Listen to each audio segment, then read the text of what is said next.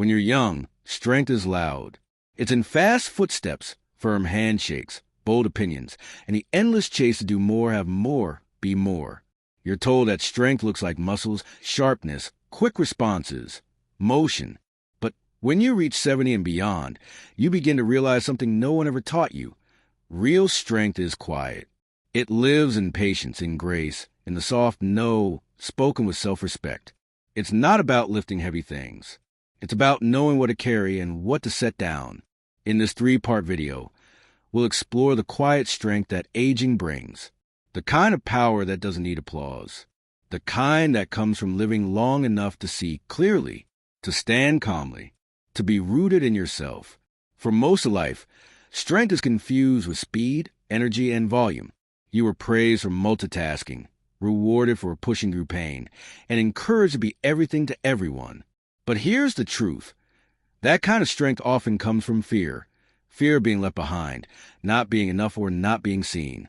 It's only with age that you start asking deeper questions. Why am I still rushing? Who am I trying to impress? What do I actually need? And in that pause right there is where strength begins to change. Frank, 75, used to fill every hour of his day. If I wasn't productive, I felt worthless, he said. But after a minor heart scare, he was forced to slow down. At first, it was terrifying. Then it became peaceful. He started taking morning walks without a destination. He started saying no to things that didn't align. He began choosing stillness over striving. And he found something he never expected, a kind of inner solidity, a presence, a strength that didn't need to prove itself. In your 30s and 40s, strength is often measured by how fast you can go. But after 70, the world starts to teach you that endurance matters more than pace. You've endured heartbreaks, losses, disappointments. You've shown up even when it was hard. That's a strength no youth can manufacture. Gloria, 78, says it like this. I don't bounce back like I used to, but I bend without breaking. And that's more valuable than anyone knows. Your resilience doesn't shout. It's an acquired decision to get out of bed after a hard night, to forgive, not because you have to, but because you want peace. It's in your ability to stay calm while others panic, to listen more than you speak, to carry pain without letting it harden your heart. That's not weakness. That's the kind of strength forged only by time. In younger years, strength can look like control, try to fix everything, hold everyone together, solve every problem. But aging offers a humbling, freeing truth. You can't control everything, and you never could. What you can control is how you respond. After 70, you begin to master the art of self-control. You learn when to speak and when to stay silent. You learn how to breathe through frustration instead of reacting. You learn that letting go doesn't mean giving up. It means making space for peace. James, 82, used to argue often with customer service, with his kids, even with the news on TV. Now he laughs. I save my energy for the things I can change, and I let the rest pass like clouds. That's strength, not dominating the world, but mastering yourself. When you shift from reaction to reflection, you gain more than calm. You gain power.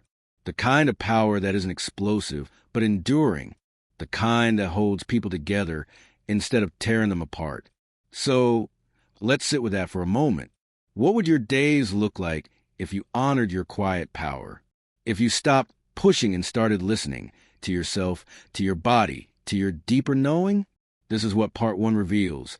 Strength is not something you fight for. It's something you settle into. Stay with us for part 2. We'll turn inward to explore the emotional power of aging, the strength found in vulnerability, and how being seen less by others helps you see yourself more clearly. After 70, life begins to strip away roles, expectations, and performances. You're no longer defined by what you do, or who needs you, or what title you carry. And in that empty space, something extraordinary can emerge. The courage to feel without fear. Helen, 76, lost her husband 10 years ago. For a long time, she wore a brave face. She smiled through holidays, birthdays, anniversaries. But inside, she was frozen, afraid that if she let the grief rise, it would consume her. Then one day, she did something small. She sat with a box of his old letters and let herself cry. Not quickly, not privately. She cried for hours.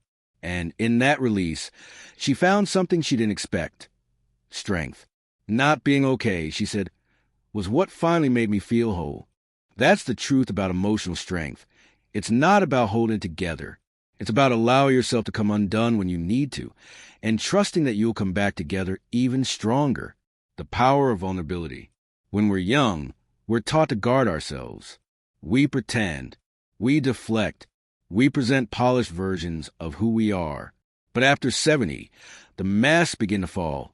Not because we stop caring, but because we start craving truth. You find yourself wanting real conversations, not surface ones. You begin to speak more honestly. You ask for help when you need it.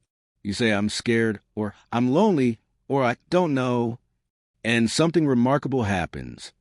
People respond, not with pity, but with presence. Tom, 80, joined a grief support group after the death of his brother. At first, he was embarrassed. I'm a man, he said. I shouldn't need this. But after his first session, he realized it wasn't weakness that brought him there. It was wisdom. Now he says, telling the truth about my pain didn't make me smaller. It made me stronger. And it made room for others to do the same. That's the quiet power of vulnerability. It invites connection. It creates safety. It builds strength not just in you, but around you, being seen less and seeing yourself more. There's a strange phenomenon that happens as we age. We become less visible. People stop asking for our opinions. The phone rings less. You might walk into a room and feel overlooked. It can be painful. At first, it feels like loss. But then, over time, something unexpected begins to happen. You start to see yourself more clearly, without the noise of other people's expectations. You begin to listen to your own voice again. What I enjoy, what feels nourishing, what no longer serves me. Evelyn, 79, says she used to define herself by what others needed from her. She was a mother, the caretaker, the dependable one. Now, for the first time in decades, she's asking herself who she is without all that. I've never known myself this well, she says, and I like who I'm finding. This is one of the quiet miracles of aging, rediscovery, not reinvention, but a gentle return to your true self.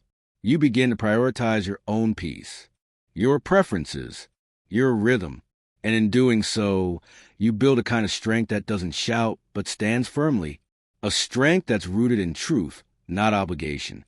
Welcome to the final chapter in our reflection on the quiet strength of aging. If you've come this far, you've already felt the truth in your bones.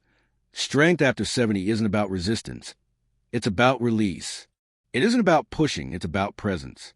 And now, we turn our attention to something both deeply personal and beautifully universal, the legacy you leave. Not just what you say or give, but in how you live, the calm you carry, the wisdom you embody, the way your quiet strength becomes something others rely on, whether they say it or not, the strength of letting go. In our younger years, legacy is often measured by accumulation, what we've achieved, earned, built. But after 70, it becomes something else entirely. It becomes about what you've learned to let go of. You let go of perfection, of the need to be understood by everyone, of the fear of being left behind. You begin to realize that your worth doesn't need defending, that your dignity doesn't come from being busy. That peace is not a prize to be earned. It's a space to return to. And as you let go, your presence becomes lighter, softer, stronger. Charles, 85, once said, "My grandchildren won't remember what car I drove or what I did for work, but they'll remember how safe they felt when I held their hand." That's the strength of release, not disappearing, but making room for what matters, the strength of gentle influence. You may not realize this, but your quiet strength has already shaped others. In your patience with someone who is struggling, in your decision to listen instead of correct, in your willingness to say, "I was wrong." These small, almost invisible moments are the ones that ripple outward. Linda, 81, has lunch with her daughter every Sunday. They don't talk about big things, just the week the weather, old family stories. But one day, her daughter said, "You're the reason I know how to stay calm when things go wrong." It wasn't a lecture. It wasn't advice. It was her example. This is a legacy of gentle influence. It's not loud. It's not obvious. But it's lasting. And it matters. The strength to be fully yourself. There is no greater gift you can offer in this chapter of life than your full, authentic self. Not the polished version. Not the agreeable one. Not the always strong one. Just you as you are, with your stories, your limits, your laughter, your tears. Because when you live honestly, you give others permission to do the same. You show them that life doesn't end at 70. That wisdom doesn't mean silence. That aging isn't about shrinking. It's about expanding inward. And the more you honor your voice, your rhythm, your softness, the more powerful your presence becomes. It becomes a lighthouse, a steady beam in a restless world. Final thoughts. So here you are, not who you used to be, not yet who you're still becoming, but fully here, present, rooted, quietly strong. The world may not always celebrate the kind of strength you carry now, but that's okay, because you know better. You know that some strength doesn't roar. It simply remains. It holds. It uplifts. And it leaves a mark not in stone, but in hearts. Thank you for being part of this journey. If this message resonated with you, we invite you to share your reflections in the comments below. And if you haven't yet, subscribe and join us as we continue honoring this season of life, not with fear, but with grace.